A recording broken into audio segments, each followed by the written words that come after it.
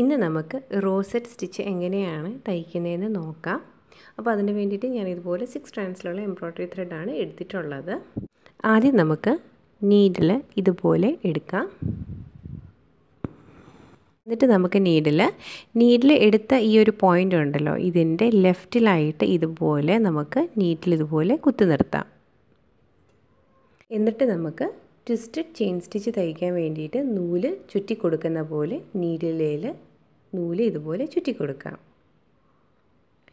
എന്നിട്ട് നീഡിൽ നമുക്ക് മെല്ലെ ഇതുപോലെ വലിച്ചു കൊടുക്കാം. ഇങ്ങനെ. ഇനി നമുക്ക് നീഡിൽ ഈ സ്റ്റിച്ചിൻ്റെ ഉള്ളിലൂടെ ഇതുപോലെ ഇട്ട് കൊടുക്കാം. ഇനി അടുത്ത സ്റ്റിച്ച് തയ്ക്കാൻ വേണ്ടിയിട്ട് നമുക്ക് നീഡിൽ തുണിയിൽ ഇതുപോലെ കുത്തി നിർത്താം.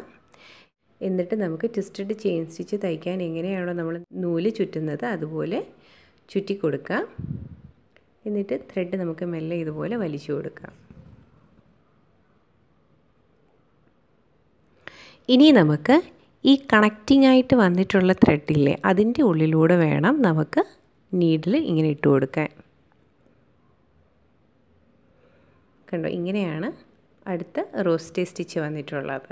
ഇതുപോലെ വരും. അടുത്ത സ്റ്റിച്ച് തയ്ക്കാൻ വേണ്ടിയിട്ടും ഇതുപോലെ തന്നെയാണ് നമുക്ക് ചെയ്യേണ്ടത്. നീഡിൽ നമുക്ക് തുണിയിൽ ഇതുപോലെ കുത്തി നിർത്താം. എന്നിട്ട് ട്വിസ്റ്റഡ് ചെയിൻ സ്റ്റിച്ചിന് വേണ്ടിയിട്ട് നമ്മൾ ചുറ്റുന്ന പോലെ ത്രെഡ് ഇതുപോലെ ചുറ്റി കൊടുക്കാം. എന്നിട്ട് ഇതുപോലെ മെല്ലെ നമുക്ക് ത്രെഡ് വലിച്ചു കൊടുക്കാം.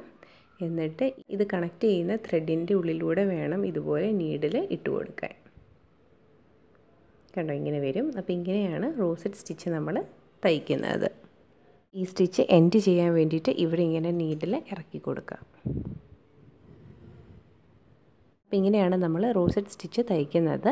അപ്പോൾ ഇങ്ങനെ നമുക്ക് ഫ്ലവറും തയ്ക്കാൻ പറ്റും ഈ ഒരു സ്റ്റിച്ച് വെച്ചിട്ട്. അപ്പോൾ ഇന്ന് കാണിച്ച ഈ ഒരു സ്റ്റിച്ച് എല്ലാവർക്കും മനസ്സിലായെന്ന് കരുതുന്നു. എന്തെങ്കിലും ഡൗട്ട് ഉണ്ടെങ്കിൽ നിങ്ങൾ കമൻറ്റ് ബോക്സിൽ ചോദിച്ചാൽ മതി. പിന്നെ വീഡിയോ പറ്റിയുള്ള അഭിപ്രായം എന്തായാലും നിങ്ങൾ എഴുതാൻ മറക്കല്ല്. അപ്പോൾ നമുക്കിനി അടുത്ത വീഡിയോയിൽ കാണാം.